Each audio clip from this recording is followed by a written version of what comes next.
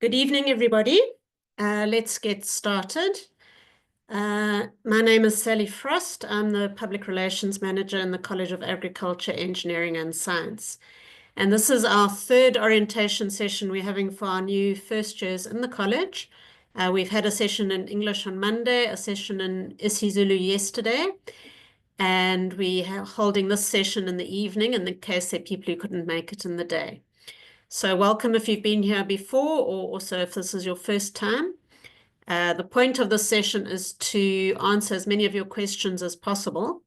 But before we get going, I would like to welcome Dr. Bobby Varghese, who is the head of the Center for Academic Success in Science and Engineering, and he will say a few words to welcome you. Bobby? Yeah, thank you, Dr. Frost.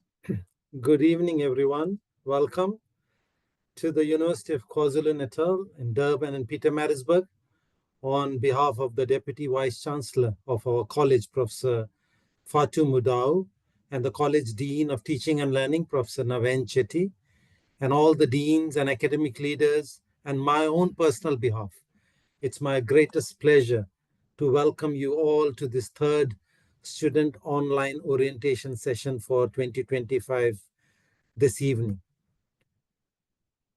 I'm so glad that many of you have joined us, probably for the first time, for a meeting with UKZN. And all those students who have received confirmed offers, you may have even accepted the offers.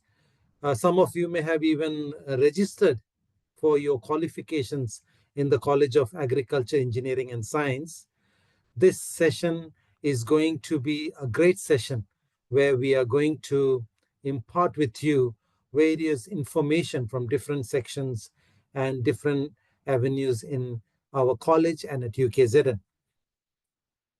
I'm very glad that you have chosen UKZN as your university of choice. If you did not know it earlier, we are the third best university in South Africa and one of the top 10 in Africa. And UKZN, as per world rankings, is in the top 400 universities in the world. We have a rich heritage of over 110 years, and with famous alumni who have passed out of our university, we look forward to welcoming you to one of our campuses next week. In the College of Agriculture, Engineering and Science, where you are going to register, or you may have registered already, we have a wide range of qualifications that you can get a degree in our schools, or which you would have known as departments previously. Say, for example, data science, various streams in agriculture, various disciplines in engineering, various qualifications in biotechnology, applied chemistry, geological sciences, environmental sciences, and marine biology, computer science, and so on and so forth. There are numerous qualifications that our students would register into. But the most important thing is this, that you would be taught by highly qualified, trained, and experienced academic staff, some of whom are renowned and well recognized in the field of their research. And by renowned, I'm saying they are well known across the world. So it's a great opportunity for you to learn from the best minds in the country. And another important aspect that I would like to quickly share with you is that at UKZN and in our college specifically, we focus on holistic development of our students. We take students through a first-year experience program. It's a dedicated program for all first-year students. We have academic advising, one-on-one advising for all students if need be. We have proper structured academic monitoring and support programs, counseling for socio-psychological problems. And all these things helps in bringing a well-grounded and employable student. And that's what we want. But you must also remember that you did not get this opportunity to study at our college by chance. You have earned it. And well done for that, working very hard in your matric year. You would be amazed to know that a very small percentage of applications that come to our college, which is usually in thousands, get into the various qualifications because of very strict entry requirements. However, this evening I must tell you that entering into a qualification successfully is not enough. You have to complete that qualification in the minimum time possible and exit your qualification successfully. So very quickly, not taking much time, let me share this with you. Experts, education experts, they believe that there are three main factors that make you a successful student or an unsuccessful student. Let me start with the unsuccessful, and then we will end up in a high note. Complacency, waiting for the last minute to do everything. Second is learned helplessness, saying, I cannot do this. This is too hard for me. And third, the path of least resistance is finding shortcuts to get the work done, or finding shortcuts to just pass an exam. And all these things actually hold on and keeps a student back. On the contrary, there are three main factors which helps a student to be successful. Skills that we develop during our studies, the growth potential to grow in a program, doing something daily to become a better student, reading, writing, critical thinking, analytical thinking, and developing yourself is key. Attitude that we cultivate through mentoring. Failures may come, but standing up after a failure is the key for you to win. And also the values that you instill, the values that you absorb being part of UKZN. So all these things will help you to become a great UKZN alumni. And as the great scientist Thomas Alva Edison, the American scientist with more than 1,000 patents to his name, once said, genius is 1% inspiration and 99% perspiration.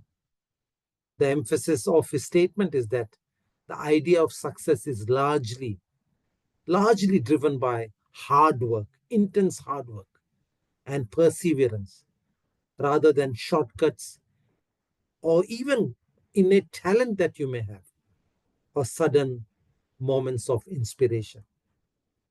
With this, I would like to once again welcome each one of you who have joined us here this evening.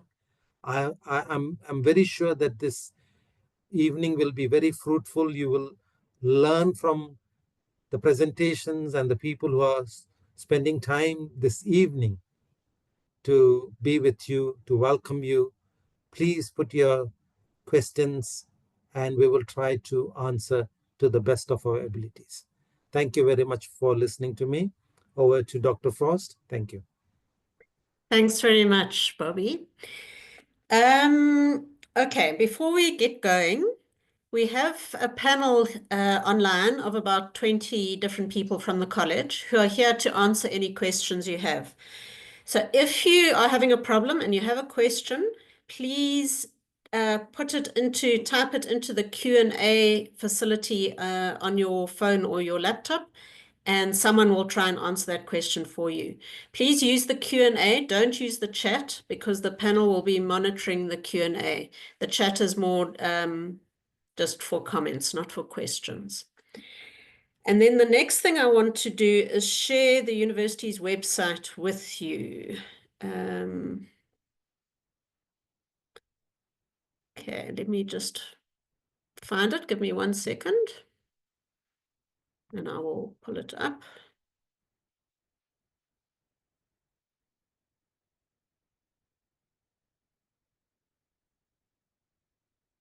Okay, let me share the university's website with you.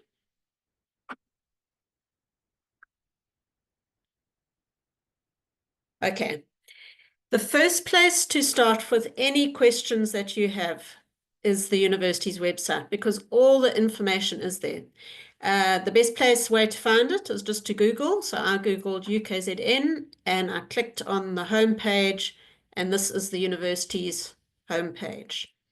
And if you go to quick links at the top and you click on the first button, students, it takes you to a page which has everything you might have questions about.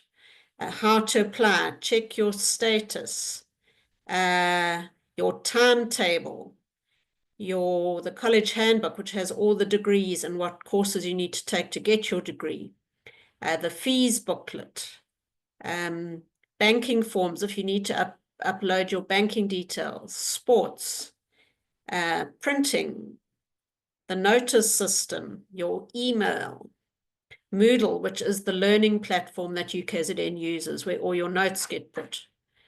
Risk management, which is the security department. Shuttles between campuses, the SRC.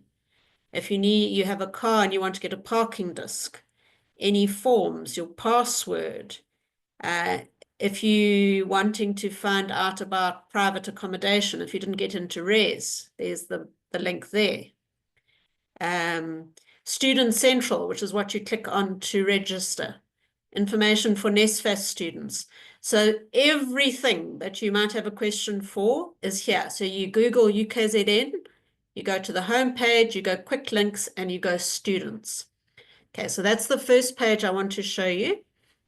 The next page I want to show you is our registration page. So College of Agriculture, Engineering and Science. And registration.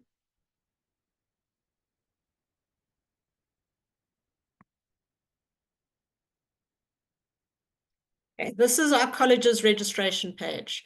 It also has all the information you need to register. It's got information about first year experience. It's got a video showing you how to register. It's got important dates. It's got the link to click on to register. It's got curriculum advice. It's got if you want to change your mind, all the forms you need, orientation information. So this is another important page. If you click on orientation, it takes it through to the orientation page. So you Google CAES, College of Agriculture, Engineering and Science, CAES, orientation. You get to this page. Here we have, if you scroll down, videos where these sessions have been recorded. We have a very useful video, one in English, one in isiZulu, which tells you all about the college, which I'd suggest you watch. If you scroll down, there's important information. If you're doing an agricultural or science degree, if you're doing an engineering degree, all the information you might need to know for that. For example, how to access your timetable, ICS guide, so any information, how to set up your password, how to access online lectures, how to access the computer LANs. All that information is there. You scroll down, there's information on curriculum advice, student services. There are contact lists, there are campus maps. These are interactive that can show you where to go. So this is another very useful page. And just one other page that I'd like to show you, because we have had lots of questions about res. And if you go UKZN Department of Student Residence Affairs, DSRA, you get the residence website.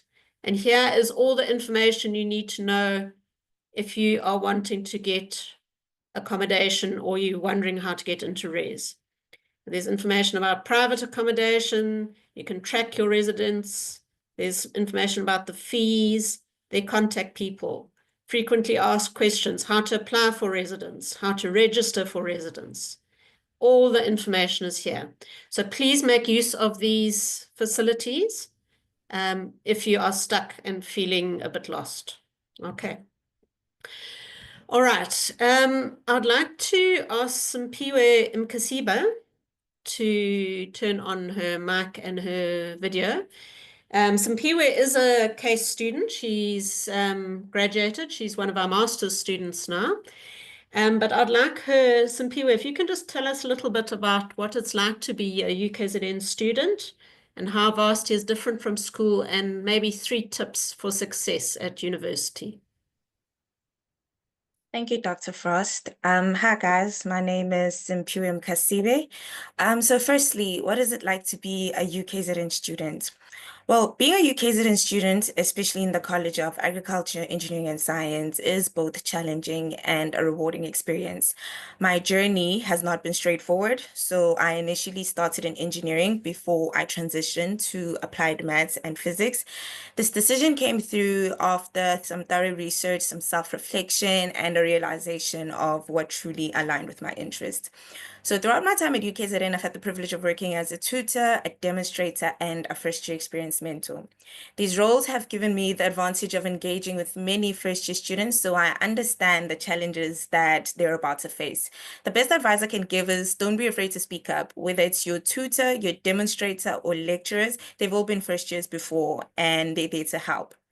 Now, this journey has been filled with both highs and lows, but one of the best part has been the incredible people I've met, some who have changed my perspective on life and have become my lifelong friends. UKZN is not just about academics, it's a space for growth, self-discovery, and developing real-world skills that will help shape your future. Secondly, the differences between high school and university. So one of the biggest differences is the level of independence and responsibility you have. In school, you had teachers reminding you about deadlines, but in varsity, it's all up to you. Whether you submit your assignments or you attend your lectures, no one will chase after you. It's your responsibility to manage your time effectively. Something I've noticed over the years is that marks tend to drop from high school to university, and this is completely normal. In many ways, a good thing because failure is part of learning. The key is not to be discouraged, but to use setbacks as motivation to improve. University is about growth, resilience, and pushing yourself beyond your limits. Another major difference is the support systems available. UKZN has your mentors, academic advisors, and even psychologists to help you navigate the challenges of university life. The most important thing is to ask for help when you need it, whether it's from tutors, demonstrators, or support services. And lastly, one of the most exciting parts of varsity life is the diversity of people you get to meet. You'll interact with students from different backgrounds, cultures, and even different parts of the world. The beauty of this is the opportunity to learn from each other and grow in ways beyond your academics. It's up to you to make the most of this experience. And then finally, the 3 tips for success at university. Firstly, time management is crucial. University will demand your attention across your multiple modules, assignments, and tests. So keeping track of deadlines is essential. Don't leave things to last minute, and definitely don't try to freelance your way through coursework. It's too easy to forget that one assignment you told yourself you'd remember. Use planners, calendars, or apps to stay on top of things and avoid unnecessary stress. Secondly, ask for help. I can't emphasize this enough because I personally experienced a situation where I should have asked for help when I was changing my degrees, and it led to setbacks I could have avoided. Don't be afraid to reach out, whether it's about academics, career guidance, or personal struggles. Like I said, UKZN has your tutors, your mentors, your academic advisors, psychologists who are there to support you. When it comes to coursework, attend your tutorial sessions and your SI sessions. A common trend I've noticed is that students start strong but then stop attending these sessions after a few weeks, missing out on valuable support. Lastly, balancing your academics and your social life. While studying is important, networking, joining student societies, and maintaining your mental health are equally essential. University is not just about books, it's about growth, relationships, and experiences. Engage with student organization, attend events, and surround yourself with people who motivate and uplift you. A well-balanced student life will help you stay motivated and mentally strong throughout your journey at university. Thank you, Dr. Frost. Thanks very much, Simpiwe. Listen to her advice. She's a master's student now, so she obviously got something right. Okay. University isn't only about academics. you have lecturers who will help you on your academic side, but we also have a very strong student support section who are there to help you emotionally, spiritually, with any problems you might have adjusting to university. So I'd like to call on Mzamo Zondi. Mzamo, if you can unmute yourself. And just tell our new students the student support services that you offer. Thank you so much, Dr. Frost. Let me quickly share my screen quickly. Right.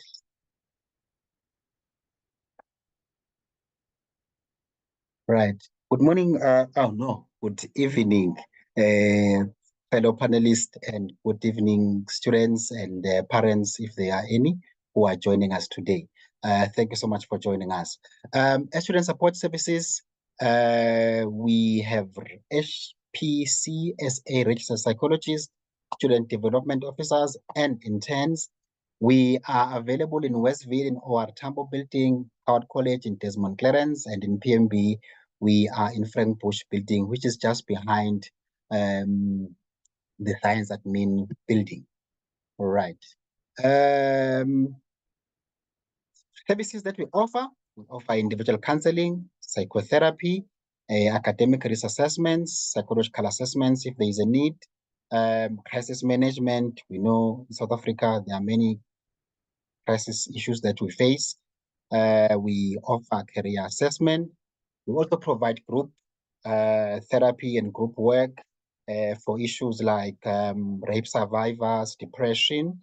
We also offer life skills workshops, mostly for our access program students, but we also offer ad hoc workshops. Look out for those. They will be advertised mostly on the notices that would come through your emails, usually at 10, right? We also help with learning enhancement checklist, which usually happens at the end of each semester, just to give you a chance to reflect on how you did in the semester, right? We have a very beautiful and capable team. This is Howard College, Ms. Prashna Singh. We also have Mrs. Intle.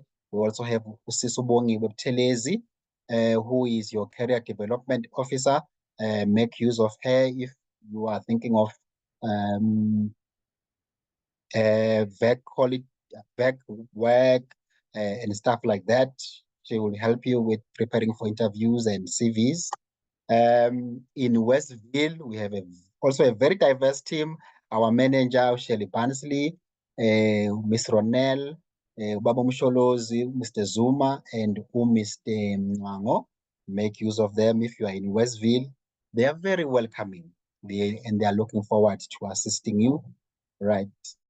And in PMB, we have Sisobulelwa Kanyile, and that's me, Mzamo Zondi, and our intern, Anati Mazongolo. In PMB, make use of us. We are there to support you. We also have our front desk ladies, Usisno in PMB and Usisno Sipo in Westville, right? Okay, we are committed to supporting you and making sure that you are okay. And there's no problem that is too small or too big or too strange. We also advocate for you guys. But one thing that is very important, we advocate for you if you have come to see us, if you have seen us before. You can't come in the morning and say, I couldn't write a test and please advocate for me. No. We must have seen you, then we can advocate for you. We advocate for you if maybe you're facing financial exclusion with NSFAS, or if you are also facing academic exclusion, we gladly advocate for you, but only if we have seen you. Our service is highly rated from the ratings that we have done, and it's confidential. What you say there stays there is very professional, and it's free of charge, right? Okay. Briefly, because of time, these are some of the things that you come and see us with, right? Some of you may be familiar with this term, the Tumtolo is a pandemic. If you're having issues with romantic relationships, most of you are still young, you're not into that. But if ever along your journey, it happens and somehow it's affecting your academic performance, please come and see us. Problems with your family, problems with your friends and peers, maybe at rest, come and see us, make sure that you get support. Number two, nobody plans for this, but it happens. We lose our loved ones, and sometimes we're able to cope without any much support. But if you see that losing your parent, losing your loved one is affecting your academic performance, we implore you to come and see us, then we'll journey with you without any judgment, right? Anxiety is a serious problem that faces many students, especially around exam time and test times. If you feel like you are not able to manage it, please come and see us. Again, depression is real, but if you are experiencing signs associated with depression, and especially the saddest one where you feel like the whole world would be better off without you and you're thinking of taking your life, we'd rather listen to your story than to come to your funeral. So please come and see us before it's too late, right? Yes, fear of failure is part of anxiety. Number five, those relationships where the other partner will say, no, come and visit me in my room. We won't do anything. We'll just chill and watch Netflix. And then one thing leads to the other, and then someone ends up falling pregnant. If you are having issues navigating that, we're not promoting pregnancy, but if it ever happens, it finds you and you're having trouble managing that or navigating that period, please come and see us for support. Number six, quickly, there's a saying that university is the microcosm of the society. What happens in the society is likely to happen at varsity.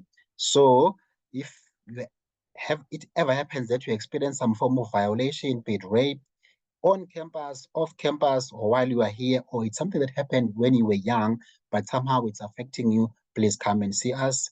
Yes, if you experience some form of robbery, hijacking, also come and see us. Again, this is an unfortunate phenomenon in our times, GPV. Don't stay in such relationships. Come, support is available.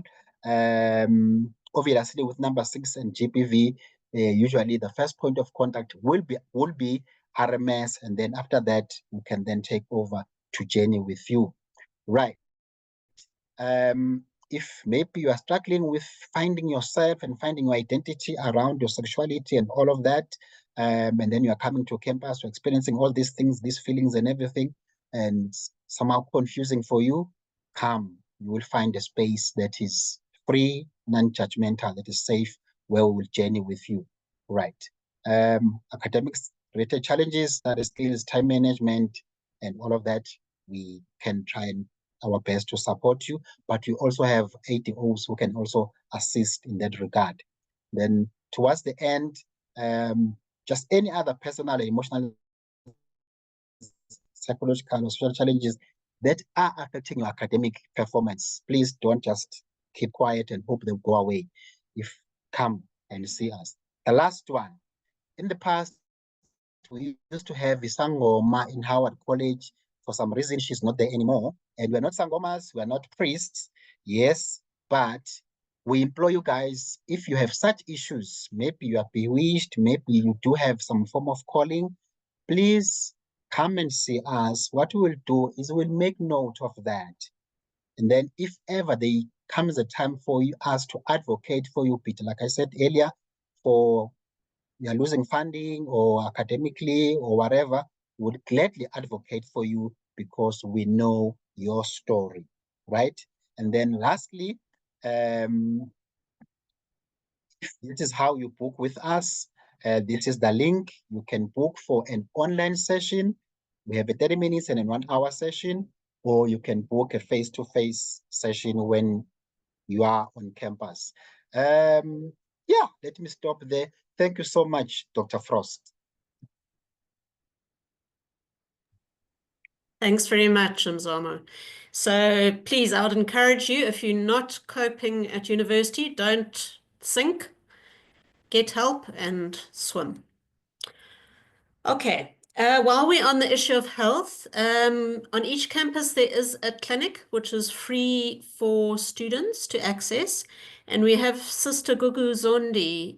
Sister, are you here? If you can just tell us a little bit about the clinics and what they offer. Thank you, Prof. Good evening to the panelists. Good evening to the students. Welcome to all our first-year students and to parents if there are any. Just a little bit about the clinics. I'm going to try and be quick. I can over speak. So we do have clinics, as Dr. Frost has said, they are free of charge.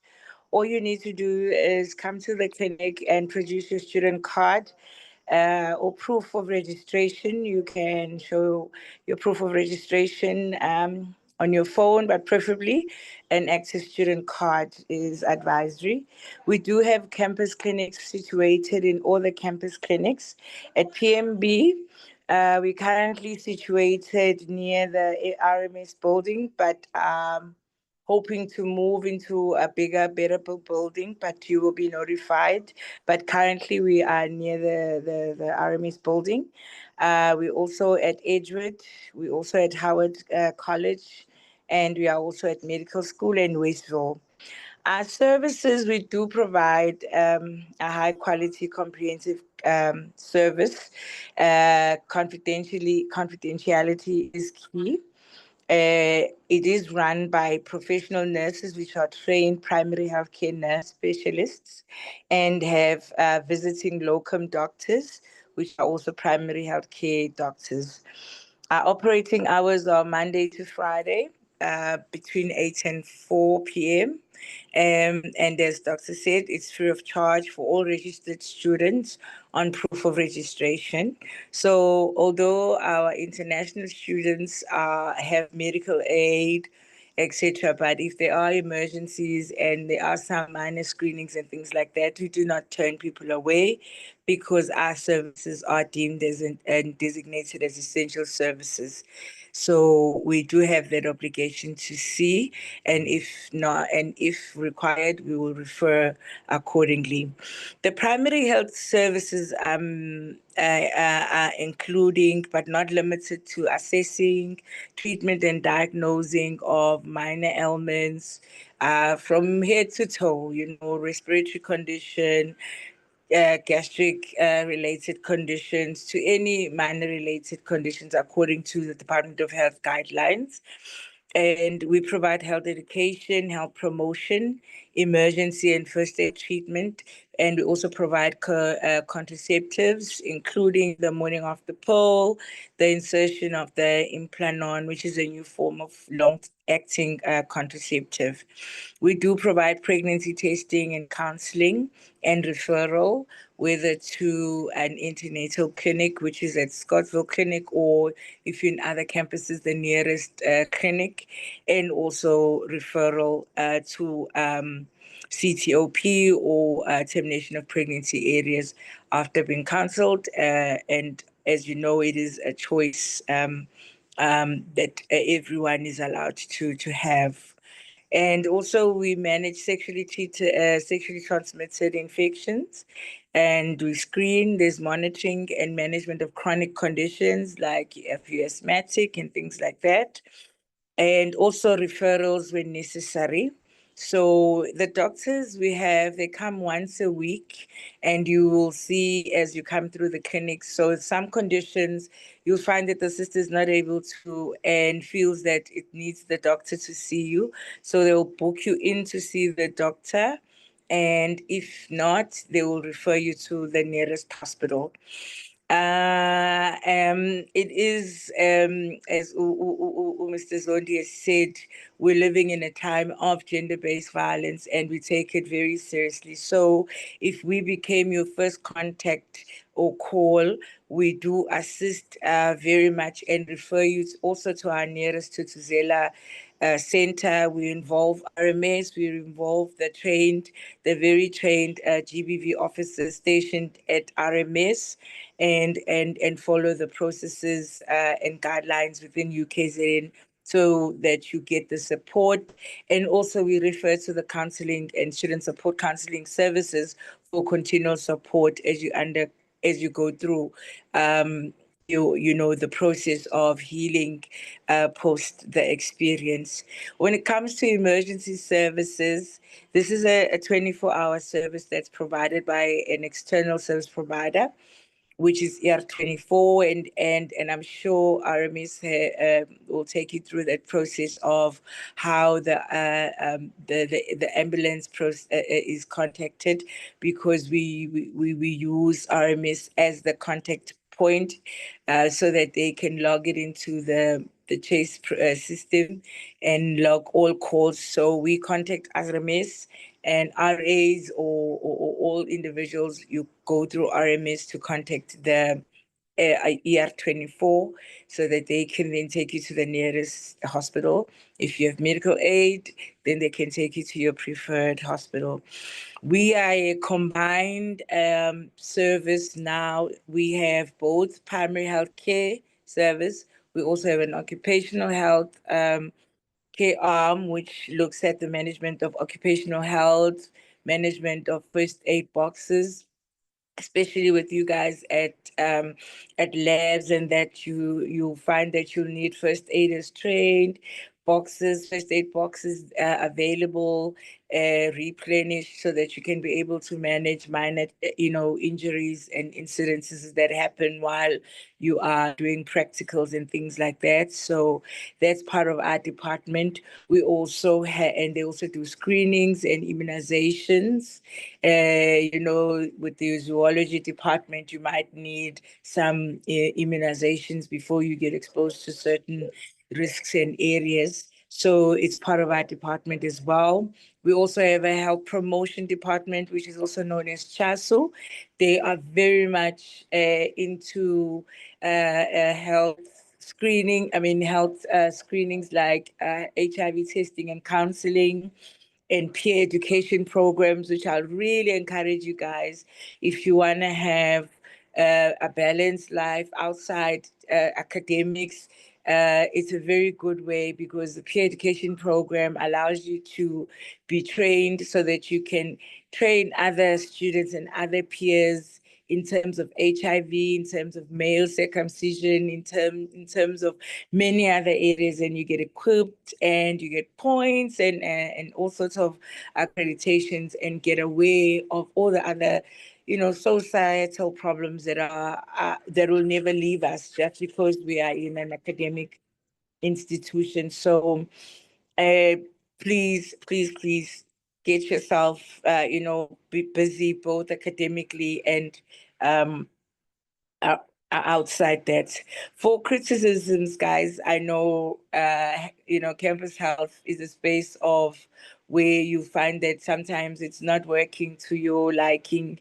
So we are open and very welcoming to both compliments and criticism.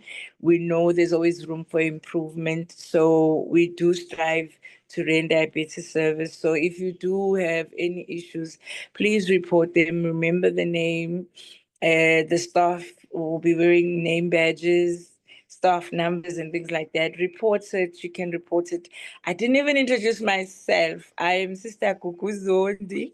I'm the HOD, and I look after the 5 campus clinics.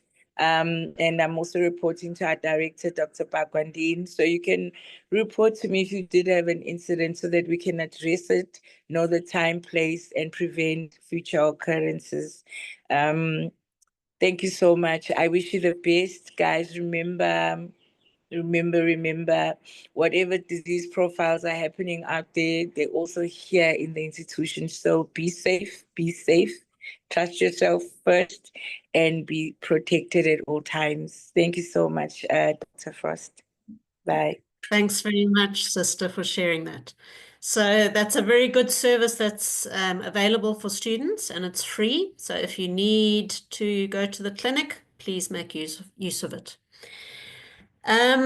Another service that is an excellent service offered is the library. In your years here at UKZN, you'll be using the library a lot. It's essential to your studies. So I'd like to ask Goitse, Nkongwane, are you here? If you can tell us a little bit about the library service. Yes, Dr. Frost, I'm just going to share my my PowerPoint. Good evening, ladies and gentlemen. Good evening, colleagues. My name is Ngwane.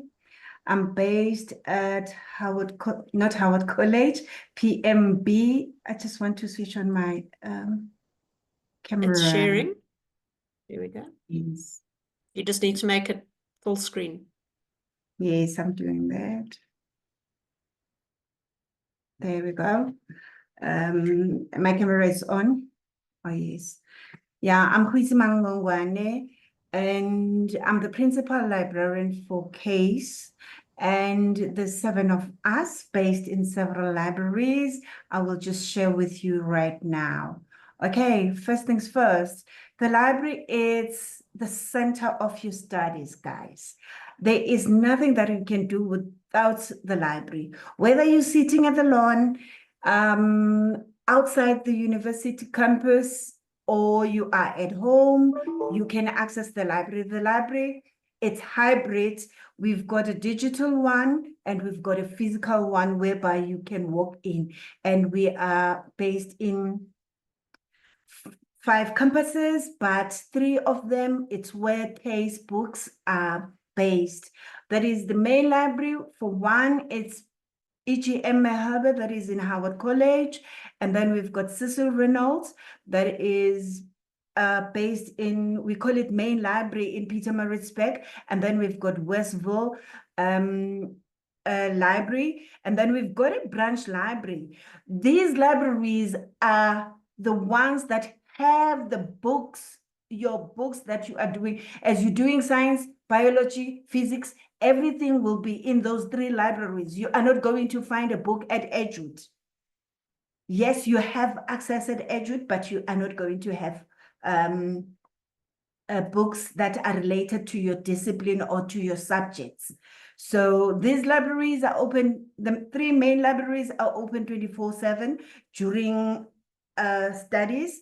And then during VAC, we open until from 8 until 4:30. But look at the calendar. We've got a calendar, the university, the library calendar. You can just go and look at our hours there. And then your student card, it's the passport. You cannot come into the library without your student card.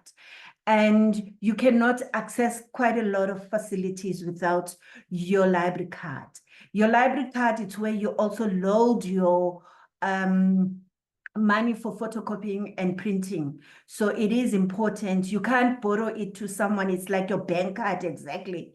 The library, it has several facilities that we have. We've got print books, e-books, as I said, there's digital, and we've got master's and PhD theses and journals that we have. We've got databases for subjects, like for instance, we've got MathSciNet. If you're doing maths, that is the database for maths. We've got Engineering Village, that is for engineers. So we've got databases whereby you can find journals and articles. The language is going to change a little bit because now we are using the academic language. So you have to be tuned and be able to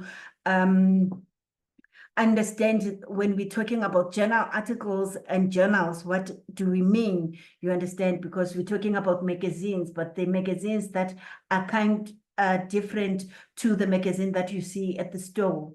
The Bona and True Love, it's kind of different. They have articles, yes, we have articles, but the writing is different, completely different.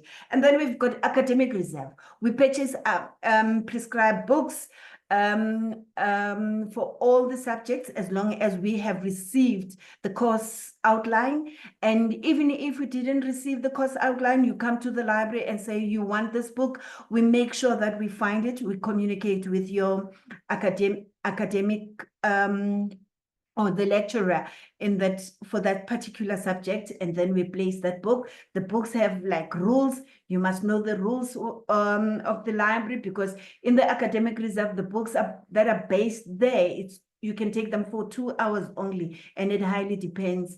If it's a heavily used book, it will be placed there, and then you can use it for 2 days. But if it's not, you'll find it on open shelves.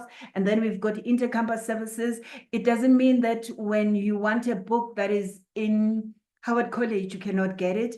There is intercampus service. You can get a book that is in Howard College and be able to receive it at PMB. So we have all those services. And if it's a journal that is still in print, we can copy it and email it directly to you. It is proper for you as a student to have the university email.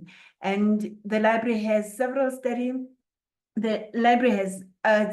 quite a number of study areas, because we demarcate them. So we've got a disability land. That land is for specialized use for different people, and it's not everybody that is going to go there. And then we've got study areas. In the study areas, there's black points for laptops and cell phone. And please, please, guard your things. Don't turn the back on your phones, laptops, and leave it unattended. It is important. We are not all Christians. So you turn your back, you find it's gone. And then we've got photocopy machine, and then we have Wi-Fi. Make sure that you've got Wi-Fi on your phone, because you can still access the library using your cell phone, using your laptop. That is so important.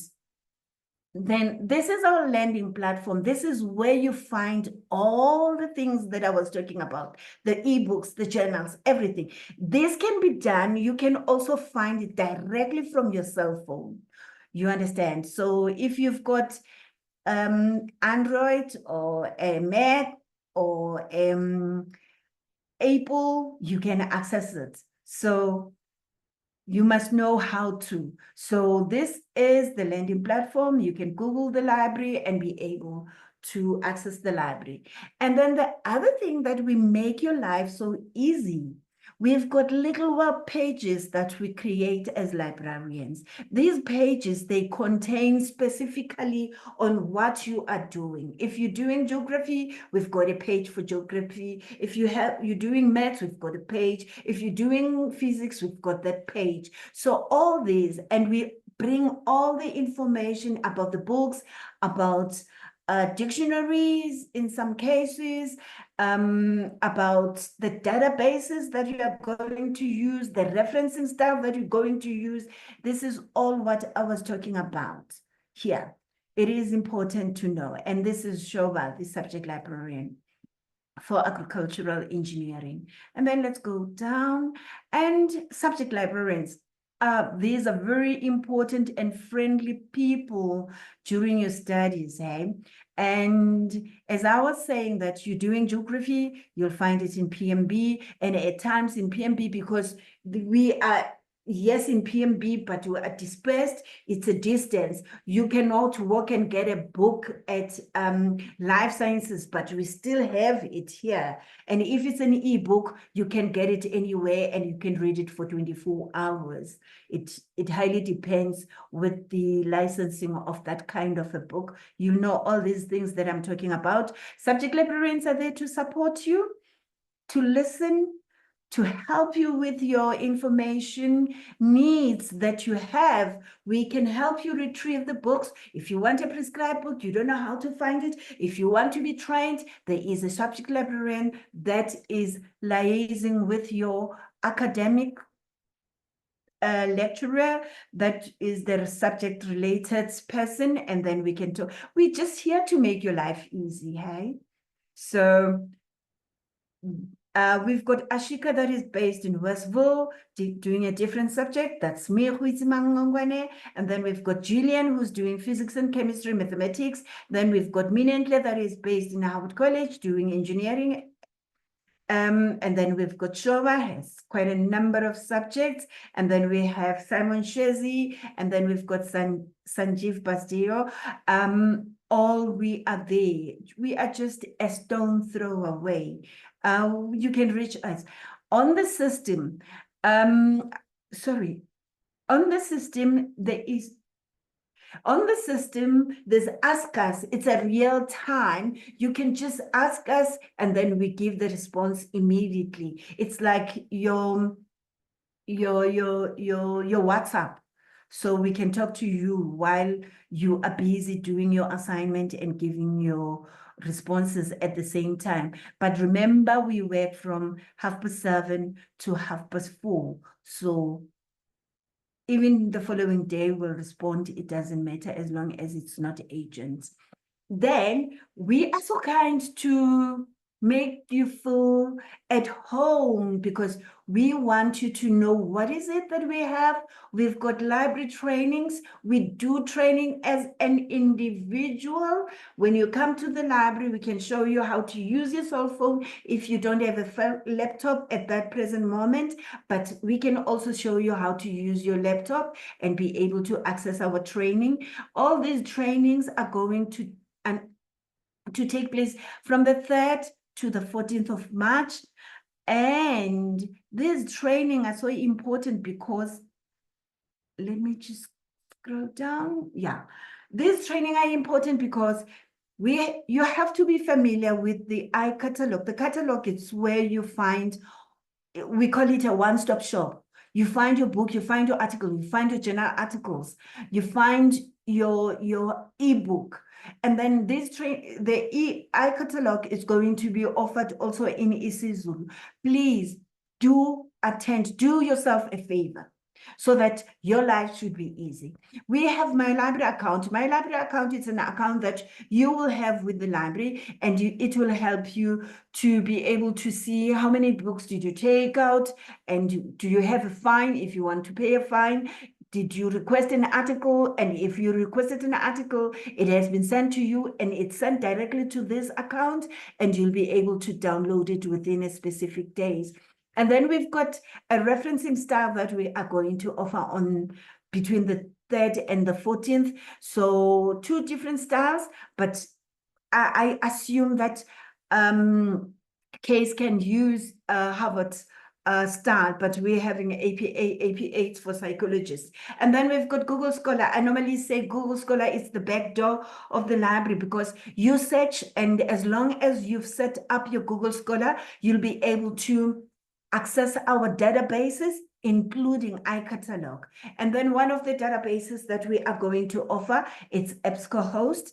EBSCOhost is one of the databases. It's a multidisciplinary database that you can access at any time, anywhere, and with your mobile also. And then we've got ebooks. I know there's one book that we just recently bought, Campbell.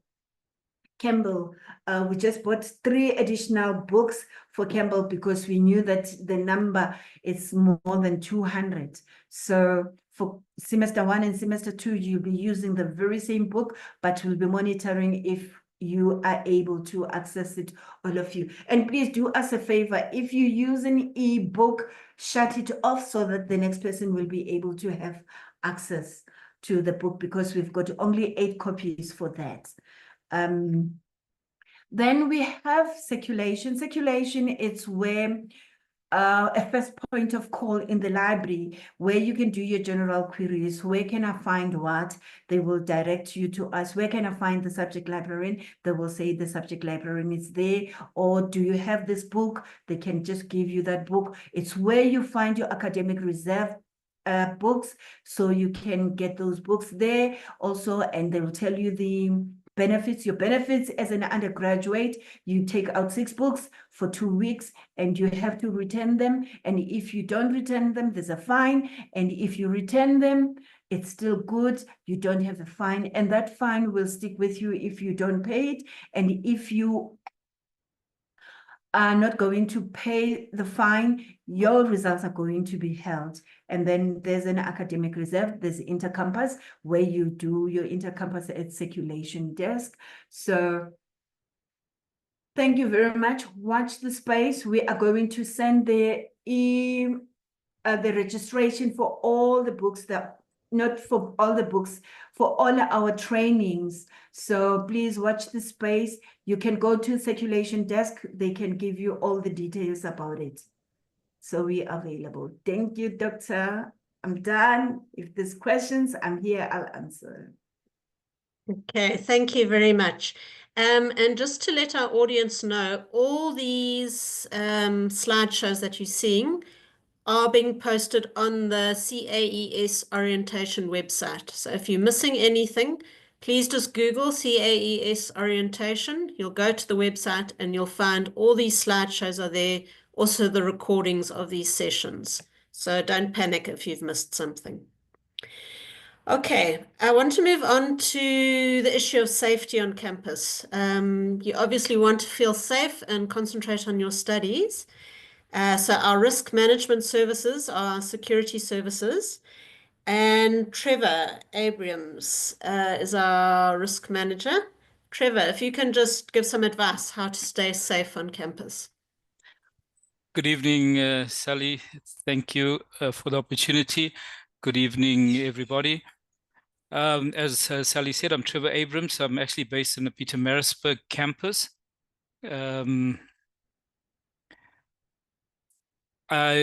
There's other managers on all the other campuses as well. What I want to just do is maybe start with just a brief understanding of the security risk management services. We have security officers based on around campus and even at the residences, and they're uniformed, so you are able to get hold of them for any emergency. They are approachable, so you can just go to them and ask them for assistance. We then have a 24-hour control room. And if you look, once you've got your student cards, you see at the back of the student card, you have all the relevant numbers for all the campuses, which you can use 24 hours, as we said. We also have a 24-hour surveillance room, as we have cameras all around campus, monitoring certain areas of the campus just to ensure your safety. We also have an investigations department. So if you're unfortunate and your laptop or valuable is stolen, they will investigate and try to get it back for you. If not, they'll work with SAPS as well to try and deal with your case or whatever incident took place. Like the clinic said, if it's a GBV case, whatever type of case that or emergency that's put to them, they will assist and investigate and help you through that process. We also work very closely with SAPS and in collaboration with all the neighborhood watches, SAPS, fire department, all these private security companies that we work with just to secure and make sure you're safe and secure around the areas as well. So they do a lot of patrols around the adjacent areas of the university as well. I've seen a lot of questions regarding the ID card or the student card. On each campus, there's the ID card office, which is opened from 8 to 4, Monday to Friday. That's where you go and make your student card. If you don't have a student card yet, you've registered. As long as you're registered and you go with the proof of registration and your ID card, ID book, your green ID book. If you go with that to the ID card office, you are then able to make your student card. The student card is for your use only. You are not allowed to give it to any friend or anyone else to use. And this is a common thing that happens. This friend is using someone's using their friend's card. You will be charged for student misconduct, which goes on your record. Because can you imagine somebody using your card and doing a criminal act with it? Therefore, if it's lost, you need to immediately report to RMS that your student card is lost. The first issue is free. However, the second issue, it costs 30 Rand to get your replacement card. I think that's it for ID cards or your student card. Let me just try to give you a little bit of safety tips for when you're in and around campus. We ask you please to be mindful and vigilant of your surroundings, meaning don't concentrate on your gadgets when you're walking around campus, or particularly on a public road adjacent to the university, going shopping and whatever you're doing outside. Concentrate on going from point A to B. If you see a situation where that's not looking safe, rather cross the road and walk somewhere else. We also do not take unnecessary risks like walking alone at night. We often find young female students walking alone from point A to B on a public road, and it's really not safe. There's things are happening out there which is not safe. We urge you to keep yourself safe. We ask you to move in groups wherever possible. If you're living outside of campus, try and get others that are also living outside of campus to commute together, walk together, so that you are more safe. Although we do have RMS, as I said, and security companies patrolling the streets, but they're not always in one place. They're all over the place. Never leave your valuable items like your laptops and phones and jewelry lying around. The last speaker spoke about stuff in the libraries as well. We have most theft happening in the libraries because of students wanting to go to the toilet, and they're sitting with a group of students. They don't even know who they are, or a student, somebody is next to them. They think it's a student and ask them to look after that laptop. When they come back, it's gone. They don't even know who the person is. They can't point out that person. Never swipe your card or never swipe anyone else into the campus with your card. That is also part of student misconduct if you're caught. So, and also what you are doing is you most probably be swiping a criminal into the campus, and that same criminal could be stealing from your room as well. So just be mindful of that. However, if there's a situation where you're feeling afraid, and then you swipe the person in, but come to RMS and just give a description of the person that you swiped in, and always report any irregularities that you see, people that you don't know walking around, and something is happening and it doesn't look dodgy to you, just report it to RMS. As I said, we are 24-hour service, and the numbers is the back of your cards. We are working on a toll-free number. As soon as we get that toll-free number, you'll be able to have it as well. For tips for the residences, always lock your resident door, even when you're in your room, or if you just go into the bathroom. Don't have it in your mind that I'll be back in a minute. Something could happen. Perpetrator could come into your room and take your stuff, and that's normally what happens. Resident hall doors must be secured all times. If you find it propped by any chance, remove it and then just contact RMS, or just contact RMS. They will come and remove it and monitor it. Report any suspicious persons you may see in the residence corridors. Never open your door to strangers. If you have lost your resident key, please report it immediately and change your lock. Do not carry your valuables like laptops when you're going grocery shopping. We see that happening a lot. Students are carrying heavy parcels from the shops, but still at the same time fiddling on the phone or carrying the laptop as well. We've got all these opportunists out there looking and waiting for these opportunities to take your stuff from you. I think that's it. The university, we cannot guarantee your safety. So what we ask that, and we take all measures just to ensure your safety. So we ask that you must be also sensible about your safety. It is your responsibility to look after your stuff as well. And just to mention that the university is a weapon-free campus, no weapons, no firearms allowed.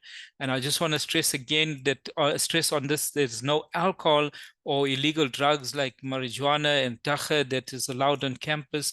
If you got those habits, leave it away from the campus, because it would interfere with your academic career, because you will be charged and you could be criminally charged for the illegal drugs as well. So be safe. Use RMS for anything that you think. If you're just in doubt, call RMS. We are there 24 hours. Call us, ask for advice. We will be there to assist you. Thank you, Sally. Thanks very much, Trevor. Quite sobering. It's good to keep it in mind, but be sensible and you will enjoy university. On the subject of enjoying university, in addition to academics, we offer a very strong sporting program. And if you like sport, or if you want to start a sport, there are opportunities for you. So I'd like to call on Anele Ndwandwe. Anele, if you can show yourself and unmute yourself and tell us about the sports. Good evening, everybody. Just gonna quickly share my screen.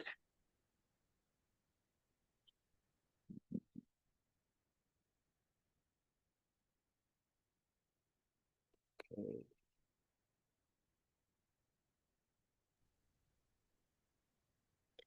You just need to go full screen. Okay.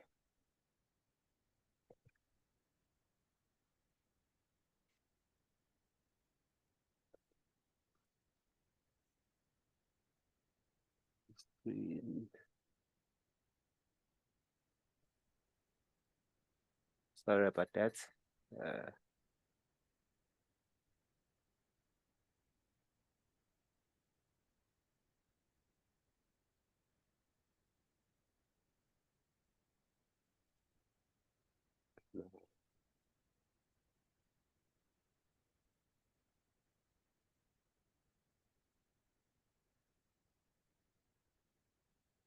If you look at the bottom of your screen, Mm-hmm. right-hand side, there's a little button that looks like a TV. Click on that. Go down to the bottom of your screen. Yeah. Is that one. Double click on that. Okay. There Thank we you. go. My name is Anele Ndwandwe, and I'm from the sports administration. So today I'll be presenting on sports, right? So as you all know that we have 5 campuses. We have Edgewood, Howard College, Medical School, Westville, as well as PMP. So this is the sports structure currently.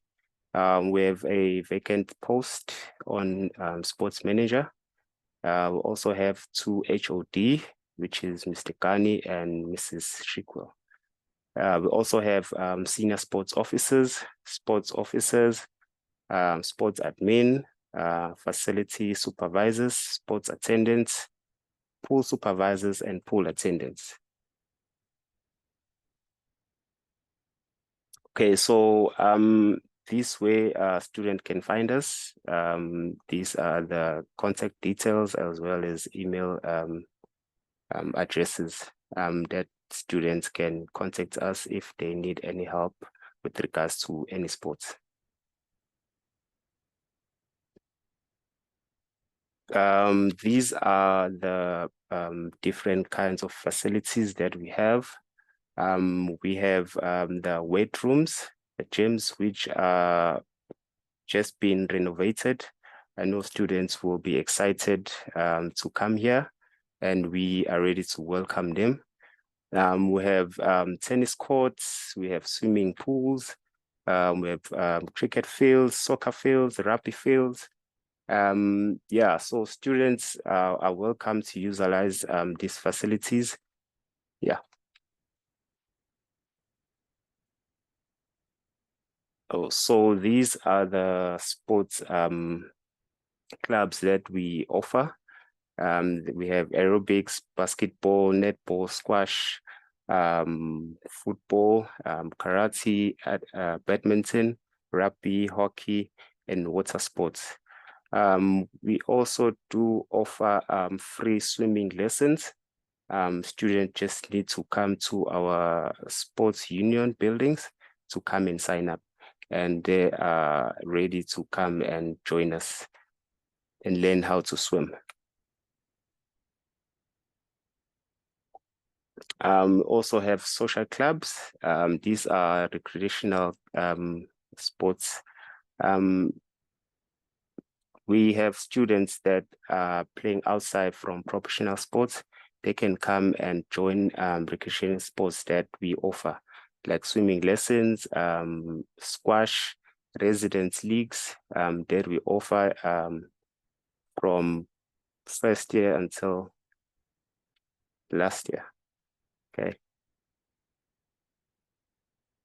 Okay, so why should I become a sport member? So these open opportunities for students, both competitive and recreational sports.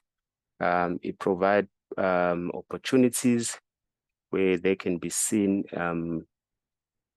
by professional sporting clubs at all levels. It opened doors to athletes that are serious in sports. We also have coaches that are highly trained. They can come and get taught how to play a sport. So every time students come here and they say they don't know how to play sports, those students can come in and we can teach them how to play sports. Okay. And it also improves physical health as well as their well-beings.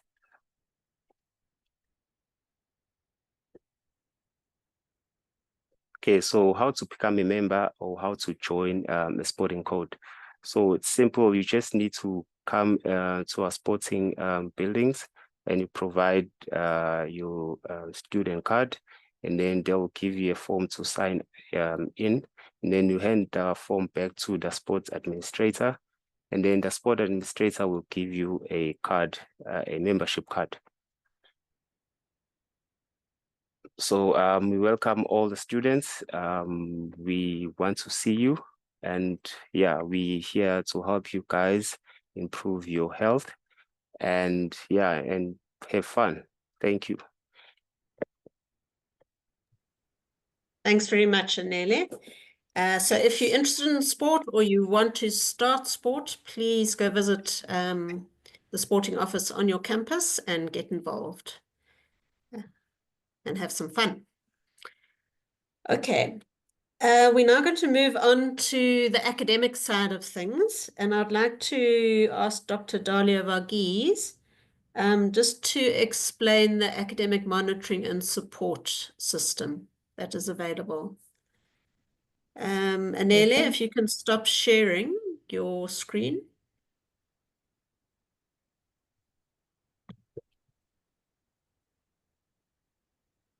So Anele, you need to say stop share. Yeah.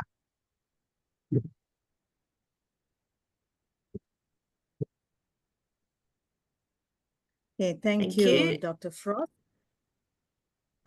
Good evening, everybody. Let me quickly share my screen. My name is Dalia Varghese, and I'm one of the principal academic development officers in the college. We are about 5 of us. We are assigned to students from particular schools, so we will be working very closely with you throughout your academic journey at the university. I know it's evening time and you've heard a lot, you might be tired, but I will explain briefly about how our academic monitoring and support policy works. This is very important for you, so try to gather as much information as possible, but we will be giving more information throughout the semester as well. So our association with all of you starts right from registration, and it carries on along your academic journey. We will be monitoring your academic progress, providing you with academic support wherever necessary till the final graduation, and we try to make sure that you graduate in the minimum possible time. At UKZN, we also have a formal academic monitoring policy. Now, the main idea of this policy is to identify the underperforming students timeously. So we are trying to look at students if they underperform early in the semester so that we can provide all the necessary academic support to make sure that you're brought right back on track to good academic standing. But it also obligates you students to attend the prescribed academic support programs as well. Let me first explain a little bit about academic monitoring first, and then I will come to academic support programs. So academic monitoring actually happens both at intra-module level and intermodule level. Now at intra-module level, it's actually within each module, and this starts immediately after the first assessment. And this is monitored in each module by the lecturers for the module, as well as the academic development officers. So if we see that you're failing the assessments, then you're invited for academic counseling just to see what is happening and what support can be provided so that you can do better in the remaining assessments. An intermodule assessment, that is done at the end of a semester, and that is based on the results you have obtained in all the modules you have registered in that particular semester, and also the credits you would have accumulated by the end of your study here at UKZN. And for the intermodule performance, we have a color coding system, which is referred to as a Robert system. You will come across this terminology. It's nothing to worry about. It's just a color coding to see where you stand academically. So based on the color coding, the students who perform exceptionally well, they are coded blue. Those who are performing good enough, they are coded as green. That's a good academic standing. But when you start failing modules continuously, that is when you can go to orange. And once you go to orange, that is the time you need to have a look at what is happening to your studies. Is there anything affecting your studies? You need to make appointments with the academic development officers and to make sure that you come back to good academic standing. But sometimes, in spite of the interventions, you might still fail modules, and that is when you can drop down to red, which is the underperforming status. But still, you will be allowed to continue. You will be given a lesser load. You will be provided with interventions, academic support, social psychological support, and still, if you're not able to perform, that is when you can be excluded from the university. But for a first-year student, you will not be excluded in the first year of study. In the first 2 semesters, you will not be excluded because we know that you are first time coming to the university. You need time to adjust to university life. So even if you don't pass modules in the first year, you will not be excluded from the university. So at the end of each semester, your color coding will depend on the number of modules you passed in that semester and the total credits you have passed all over all the semesters you have been here. Now, for a student to remain on green, in simple terms, if you have to remain on green, you should have passed at least 70% of the normal load for that particular semester and 75% of the maximum credits till date.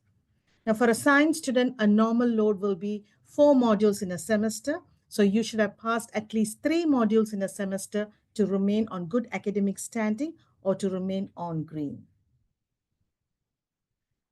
Now, this is a flowchart we follow to come up with your academic standing at the end of each semester, but I'm not going to go through this. We will explain this in detail during one of our workshops on the Robert system. Now, coming to the academic support programs. The academic support programs are offered in all the schools in the college, and it is free to all the registered students. We have different academic support programs, but the most important one, which has shown good effects throughout the years is the supplemental instruction sessions. Those are non-remedial approaches. It's more like a collaborative study groups, which is supervised by a well-trained SI leader. So this is a session where you will try to integrate what to learn with how to learn. So there are certain study skills we'll pick up from this session, which can be used in other modules as well. And such sessions are usually offered for the difficult core modules because we know that the pass rates are not good enough. You need extra help. So these sessions are free. Please make sure you regularly attend these SI sessions if it's available for your modules. But we will be informing you about all those details in an email. Then we have hot seats. Those are like individual one-on-one assistance. So you don't need to book any appointment. You can just come to the facility where you can get help one-on-one. And such hot seats are usually available for almost all mathematics modules and some of the chemistry modules, especially level 1 chemistry. But this also, we will be informing you about the details. Then we have the writing place, which is mainly for the students from the LES program where you have to write a lot of reports, essays. So there will be people there to help you with academic writing. In addition to that, we have peer mentorship program. Some of the mentors would have already contacted you. They will help you. They will assist you get used to the university life, different aspects of university life. Then we have residence tutorials, which is usually conducted in the evening hours. We have workshops throughout the semester on different aspects of academics like study skills, time management, and many other aspects which will be informed to you. And there is academic advising, which is a one-on-one academic counseling with the academic development officer. So before I end, let me give you a few tips on how you can sail through your first year at university. The most important one, which usually students struggle, is managing your time. So you have a set load of modules to study, and each module will have its own assessments. So it is very important from the first week of lectures that you manage your time properly with a proper study timetable. Secondly, attend all the formal lectures and tutorials. I know their lecture material may be posted on the learning management system, but it's very important that you attend the lectures with the lecturers. Then in university, it's lecturing. So you need to come prepared for the lectures and tutorials. And that will make life easier for you. It will make it easier for you to understand what is being said by the lecturers. And lastly, get help. If you think you're not doing well, if you think that something is affecting your studies, make sure you get help.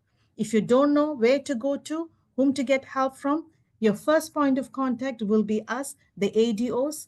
I have a link here at the top of my screen, but this link will be emailed to you as well. Please make sure you book an appointment with the ADO for your school, and we will guide you with whatever requirement you have which is affecting your studies. If we are not able to help you, we will direct you to the right person to make sure that you get help early enough so that you will come back on track and you can succeed in the university. Now, before I stop, I just want to remind you that in the first week of lectures, we will be having an academic success boot camp. The flyer for the boot camp will be emailed to you. We'll be having separate days for different schools. Please make sure that you attend these boot camps. This is where you will be meeting with the academic development officers, your SI leaders, your SI coordinators, and we will be giving you more in-depth details about how to succeed in the university and all the support that is available for you. So let me stop here. If you have any questions, you can post it in the Q&A. Thank you. Thanks very much, Dalia. When you start first year, we don't throw you in the deep end and leave you by yourselves. We offer you support. I hope that's a message that has come through loud and clear. And one of the main programs or vehicles for this support is the FYE program, or the First Year Experience program. And the leader of this program is Narisha. Narisha, are you here? If you can just tell us a little bit about the First Year Experience program. Yes, Thank you, Sally. Am I sharing? No, you sharing your Gmail account. There we are. Am I sharing my screen now? Yeah, you must just make it big. Okay. Well, good evening, everyone. I am so delighted to speak to you this evening about our first year experience program. I'm Narisha Haricharan, and I oversee the first year experience program for our college. And I know, orientation can be a little bit overwhelming, and we have sometimes we can get a bit of information overload. So if you are still with me, still awake, please give me a thumbs up so that I know that you are all with me. So this evening, I want you to remember two important things. If you don't remember anything else from what I've said, remember these two important things. Number one, the FYE program, the module that I'm going to be talking about, that is online, is compulsory. You have to complete that module by the end of 2025, or you will not be allowed to graduate. Okay, so that's the first thing. The second thing is, please be in contact with your mentor. The mentor will be assigned to you, and they will help you to register on the FYE website, which is separate from Learn 2025. Okay, so the two things: number one, FYE is compulsory. Number two, liaise with your mentor. Okay. So the FYE program, or the first year experience program, is a common comprehensive orientation and support program for all of you first time entry students. And you hear that term F10. This is the first time you've entered into UKZN, you are considered an F10 or first time entry student. And the program is basically designed to support you in every aspect of your first year, and to ensure that you have an excellent student experience. So the FYE, as I said, is compulsory, and that is written into your handbook. You'll find the BR10 rule. And as I said, you'll find the module on a separate website, which your mentor will take you through. So the two pillars of the FYE program is the online module, which you must complete, and the peer mentorship aspect. And we have peer mentors on all three of our campuses. And these campuses are the Howard campus, Pietermaritzburg, and Westville campuses. And your mentors are based on those campuses. Okay, so what is the module that you will have to complete? The module consists of 4 units that are important for you to assist you in transitioning to university life. So the first one, which you will start on Friday, is the transition module, and it will assist you in all things digital literacy, how to access, learn, how to go about setting up your LAN login, how to go about creating your lecture timetable. And then it will help you to familiarize yourself with the college handbook. So there's lots of terminology that you will have to become familiar with as you go through your degree. Things like co-requisite, prerequisite, what's a DP. So all of those things that are important for you to know as a student is in that first unit of the module. The second unit is on academic skills, and it will assist you in, crucial aspects like academic writing. Remember, the way in which you communicate is very different from the way you communicate in school. And so the way we study, how we access knowledge at this level of study is very different from the way we did it previously, okay, in school. So we will assist you in bridging that gap. And then we want you to be a well-rounded student. So we go through aspects such as global citizenship and sustainability awareness. But we also know that it is important for you to be healthy in terms of your mental health, etc. So we cover those sections in Unit 3 of the module. Unit 4 is on financial literacy. Many of you are now experiencing independence, and part of that is also financial independence.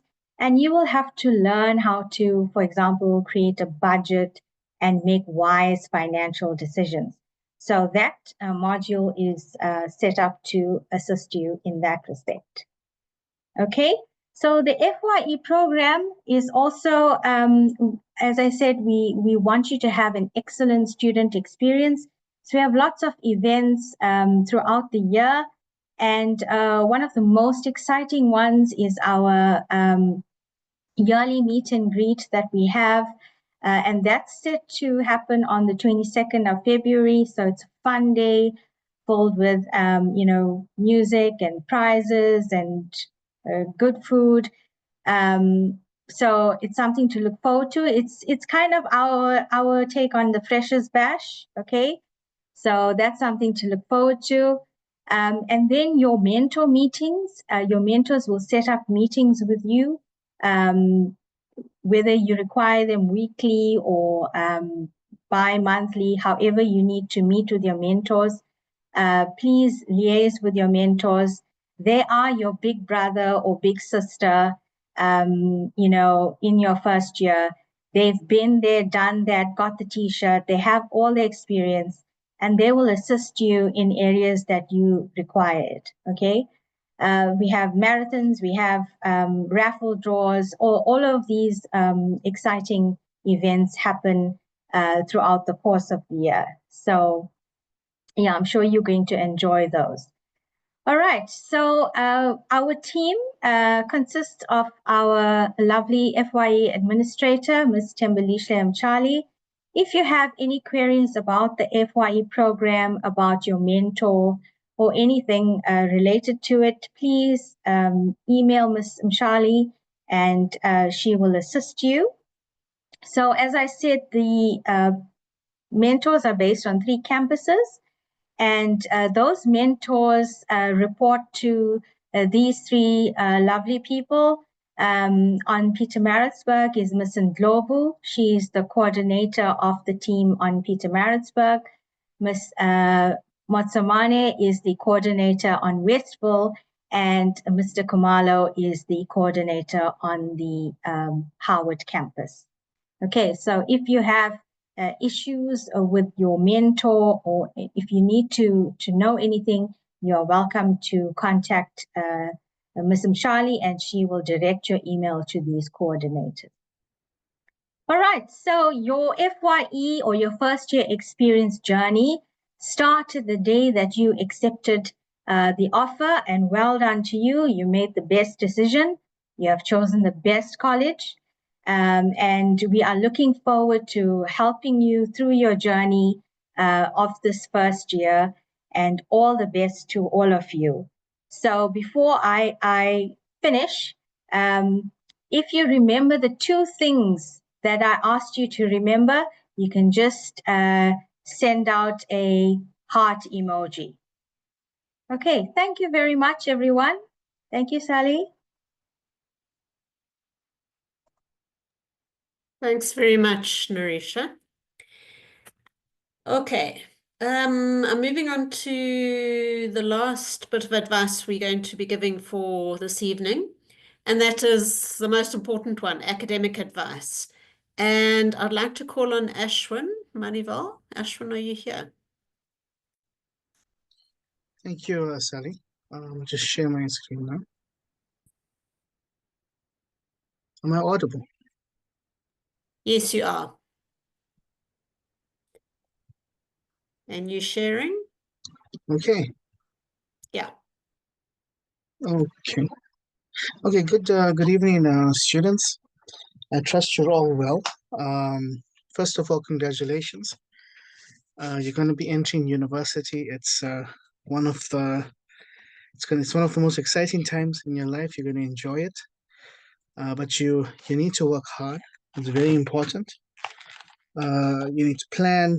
You need to attend your lectures. You need to do your tutorials, and you need to seek assistance whenever you need it, and you'll be fine. So the thing I want to touch on today is academic advising. Academic advising, there's a lot of different subsections to it. Um, Essentially, academic advising is when staff at university help you to align your career, personal, and academic goals. But the specific section that I want to zoom in on today is curriculum advising. So curriculum advising has to do with you selecting the correct modules for your academic journey. So the first step to this is you need to realize who you are as a student. So UKZN has four colleges.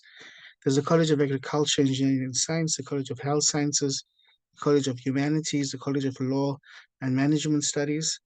You belong to the College of Agriculture, Engineering and Science. Now, what that means is all of you here are doing one of two things. You're training to be a scientist or you're training to be an engineer, right? And in this college, we have 5 schools: the School of Agriculture, Earth, Environmental Sciences, School of Chemistry and Physics, School of Life Sciences, School of Maths, Stats, Computer Science, and the School of Engineering. Now, each of these schools, in the brackets, you can see we have abbreviations for them. Those abbreviations, just keep them in mind. They're straightforward. They'll be useful throughout this presentation. So when it comes to academic advising, you need to know what the schools, qualifications, schools, and modules are. So the questions you need to ask yourself is, what qualification am I registering for? And you should know that by now. What are my majors and my streams? What modules does my qualification or major or stream require me to register for? And how do I go about selecting electives? That's essentially the aspects I want to touch on. The qualification, many times students will come to me for assistance, and they could be in their second year, they could be in their third year, and I ask them what their qualification is and they don't know. So the first thing you need to do is it must be absolutely clear to you what your qualification is. You need to go, you need to check your registration. Your qualification is the degree for which you have applied for and you've been accepted and what you're registering for. Your major or stream is a branch of that qualification. The modules or the courses, the actual courses that you will study, these are the modules. You'll attend lectures for them. And then schools consist of modules and majors. And you also will belong to schools, and I've shown you the 5 schools.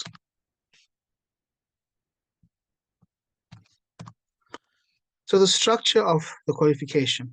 So in our college, we have different kinds of qualification. These qualifications have been taken from the college handbook. In each of the boxes, for example, we have the Bachelor of Science, the Bachelor of Science in Engineering, the Bachelor of Science in Agriculture, Bachelor of Science in Agricultural Management. There's an Agricultural Extension Bachelor of Science, and then the Bachelor of Science in Land Surveying. Now, for example, the Bachelor of Science, the box to the extreme left, can have focus programs or it can have general programs. If you look at engineering programs are relatively fixed. If you look at agriculture, the School of Agriculture, those programs also are generally fixed. Now, what I mean by fixed is, if you go to your college handbook, you will see that the tables that are laid out for your qualification, the modules are pretty much given to you. So you have certain modules in year 1, certain modules in year 2, right, until your final year. And of course, you will have electives, a few electives in certain places. Electives are modules you get to choose to fill up credits. They're not core to what you're doing, but the credits that they bring are required. There's rules to the way you select electives. Those are in the handbook that you will study. But if you come back to this BSc, this 3-year BSc, you've got two types. You've got focus programs and you've got the general BSc. Now, the focus programs have a sort of fixed module sets. So these are very similar to the other ones I've explained. The modules are clear, which you're picking, and you have electives as well. But your general BSc is where it gets tricky. The general BSc normally comes with a double major. Now, what I mean by that is you get to choose 2 disciplines, which are your majors, to make up your general BSc. There's 2 streams, there's an LES stream and an M stream. You get to pick the stream. The LES stream There's life earth sciences stream, and then you have your math stream. And you are allowed to double majors. So for example, you can do chemistry, biochemistry. I'll explain to you and show you what the different majors and the disciplines are just now. So for the next thing I want to do is go over the structure of the BSc degree. Now what I'm doing is I'm zooming into the BSc degree. So I'm not talking about the agriculture or the engineering degree. Certain principles will be the same, but essentially what I'm talking about now is the general BSc, right? So the total credit value of the BSc degree to obtain the degree is 384 credits. At least 96 of these must be at level with the maximum of 160 at level 1. So you can't have more than 160 degree credits at level 1. If you register for more somehow, and if you do, those credits will not count towards your degree. It'll be a waste. You must have at least 96 credits at level 2. So if you go all the way to your degree and you finish at the end of 384, but you don't have enough level 2 credits, you'll be required to go back, take a level 2 module and make up those credits until you reach 96. And then you have to have at least 128 credits at level 3. Your elective modules must form part of the unspecified credits. There's a maximum of 32 credits outside of the college. So when we say outside of the college, we're talking about different colleges like law and management studies, humanities. Those are different colleges. You are allowed to take modules in those colleges as electives, but they cannot exceed 32 credits, and they will only count at level 1. So even if you do a second year module from outside the college, it'll only count towards our level 1. Students must pass or obtain credits for Zulu 101. Now, this is important. Every student that registered at UKZN must pass the Zulu 101 module, right? Unless otherwise exempted. Now, what exemption means is if you studied Zulu at school and you studied it as a first language and you passed it, you can go to the language department and you can get exempted for Zulu. If you are a Zulu speaking person and Zulu is your primary language at home, it's your first language, you can go to the language department and you can write a test and you can be exempted for Zulu. You don't have to do it, but you will have to do another module to take the place of the Zulu. So you can be exempted for the Zulu, but you're not exempted from the credits. It means you have to find another module to take its place. Students who did not do Zulu at school and students who are not competent at Zulu fluently, where it is not your first language, you will have to do the Zulu 101 module. Okay, and so you can split your credits up in different number of ways across the 3 years. For example, you can have 160 credits first year, 96 second year, 128 in the third year. You can have 144, 112, 128, or you can have a 128, 128, 128 split. It depends on how you structure your different modules and how your degree requires you to structure it. So on this page, what I've done is I've taken, so if you're doing a BSc degree, you have different disciplines. I've taken these disciplines, they can be selected as your majors. You can see we have applied mathematics, applied physics, astronomy, chemistry, so on and so forth. But on the right-hand column, I have the school that these majors belong to. So for example, if you look at biology, it says SLS, that means School of Life Science. If you look at chemistry, it says SCP, that means School of Chemistry and Physics. Computer science says Schools of Math, Stats, and Computer Science. For example, economics says College of Law and Management Studies. Those ones in red are outside colleges, right?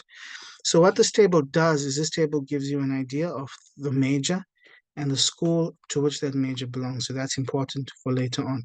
So what I'm going to do really quickly, I'm going to go through a worked example for your curriculum. So if you're a student who's come to UKZN, you will go onto the online system, you will want to register. Things are online, but then there's also something called a college handbook. So the college handbook can be obtained from the college website. You can find the handbook for 2025. And when you're physically on campus, you can also obtain a hard copy from college. Now, every student must have a copy of the college handbook because the college handbook has the rules for obtaining your degree. The college handbook has the modules for obtaining your degree. You must study this handbook like you would study your work. Every student, you must remember it is your responsibility for understanding the rules for your qualification. Is your responsibility for selecting modules. You will have academics that will help you, you'll have advisors, ADOs that will assist you, but primarily it is your responsibility to make sure you've read that handbook. When they explain that handbook to you, that you've read it, you understand it, and that you've picked the right modules. So, of course, you have to know what your qualification is. You have to find it in the handbook. You have to look for the modules in the handbook. You have to figure out the semesters to which the modules belong. You have to add up credits in each semester to achieve normal credit load. You have to figure out the electives that you'll take. You have to make sure the timetable clashes, and you have to make sure you've considered Zulu 101. We do not allow, here at UKZN, we do not allow you to take modules where there's timetable clashes. You will have to deregister one of the modules and then do it next year if both are core and compulsory, right? So this is just an example. Let's say you were a student from Pietermaritzburg and you wanted to do biochemistry and chemistry. What you would do, this is an example from 2022, okay? But you will find your handbook. You would take the 2025 handbook, of course, because you're a 2025 student. You would look up your degree, which would be the BSc.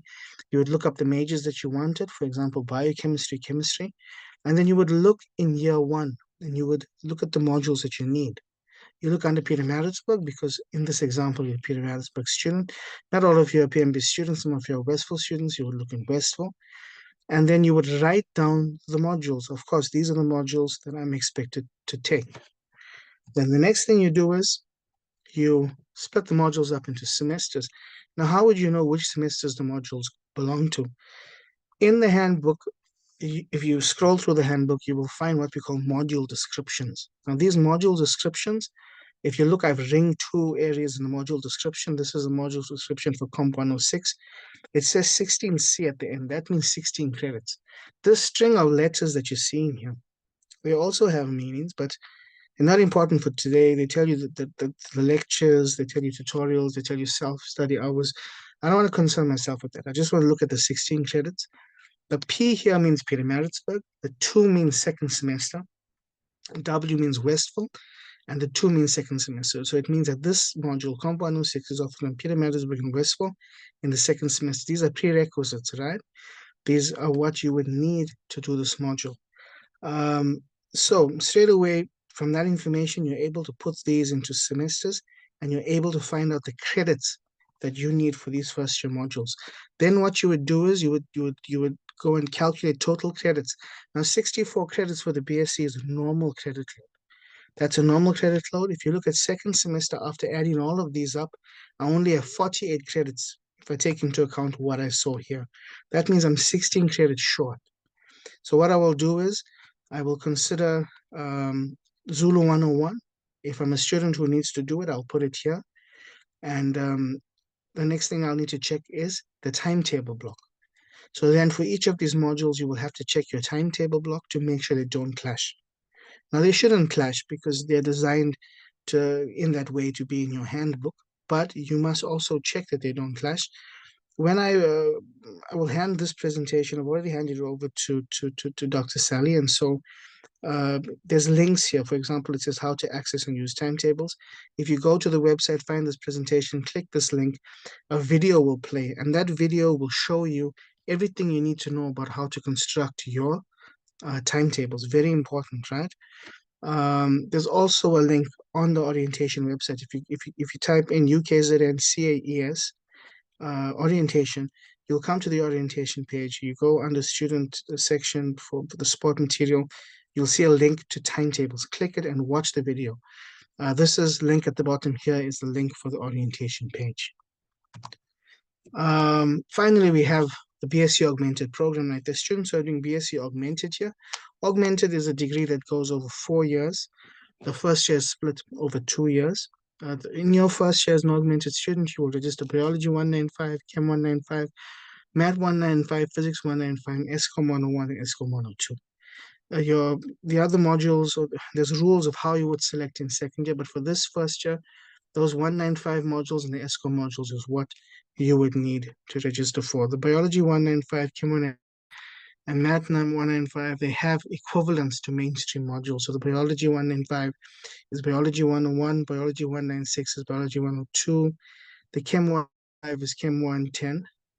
But the Math 195, now this is important because if you fail Math 195, you will need to repeat it next year. You can't repeat Math 195. You have to repeat equivalent. So for example, if you fail biology 195, next year you will have to repeat biology 101. So when it comes to the math 195 and the physics 195, it depends on what you're studying. If you're studying something in LES, so you would repeat the math 150. If you're studying something in the M stream, you repeat math 130. Same thing with the physics. If you're studying something in the M stream, you would do physics 110. If you're studying something in the LES stream, you do physics 131. So the module that you repeat, if you fail the math 195 and the physics 195, is dependent on the degree that you're doing. Again, how you would receive academic advising. So the college has set up a web page.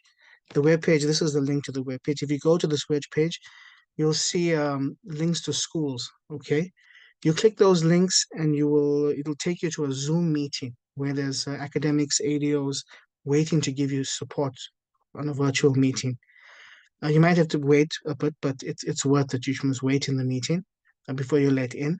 But when you get to that page, you will have to click schools. It'll tell you School of Life Science, School of Chemistry and Physics. This is why I say it's important that you know this. If you know that you're genetics, then you will click the School of Life Sciences. If you know you're hydrology, you will click SAEES. Don't click the wrong school and wait in the wrong queue. You're just going to waste time. Make sure that you have the right school so that you know what to click when you get there. Finally, we have ADOs at university. The ADOs are the people, the custodians of academic advising, right? Academic advising runs of their offices. These guys are very, very competent, highly skilled in student support, many, many years of experience. Please, if you have anything that you need assistance with, they can assist you. You can find them at the link that's down in the page below. Okay, so all the best for your studies. Good luck. Thank you. Okay, thanks very much, Ashwin. That's a lot of information that we've given everyone this evening. I hope it's been helpful. And I just want to remind you, if you're feeling overwhelmed and you need to go over things, everything is on the website. So let me just share the website again. Okay, so you type in CAES Orientation, it will take you to the website. Ashwin mentioned how to access your timetable. It's on this website. You scroll down, information here, how to access your timetable. You click on that link and it will play the video to show you how to access your timetable. Another thing that would be useful, just below here, ICS Guide for New Students. So I click on this link and it takes me to this sheet and it has all the information that you might need about ICS. How do you log into the UKZN system? How do you set up your phone to get your emails? How do you set up your email? How do you set up your printing? How do you set up your password? All that kind of information is here. How to get into the Learn system, which is where all the academic information is. It's all here. So please go onto the orientation website and make use of that facility. Then lectures start next week. When you start will depend on your individual timetable. Lecturers will email you on your university email, which is your student number. That ICS sheet I've just shared with you shows you how to set up your student email. So look out for that. On each campus, we will have information desks. In Maritzburg, it's on the library lawns. On main campus, on Westville, it's outside the college office, Oliver Tambo building. And on Howard College, it's outside the library. The FYE mentors will be there to help you, and they'll be there to answer questions or to take you on tours if you want to do a tour. We will be emailing out information about the FYE boot camps where you'll get specific information relevant to your degree. So good luck for first year at UKZN. I hope you find it very rewarding and enjoyable. We're certainly proud of the university and we would like to see you all graduate in 3 or 4 years' time. So thank you for joining us. Engineering students, tomorrow at 2, there's a specific engineering academic orientation. Please remember to join that. Thank you to my panel for coming on on a Wednesday evening, and enjoy the rest of your evening, everybody. Goodbye.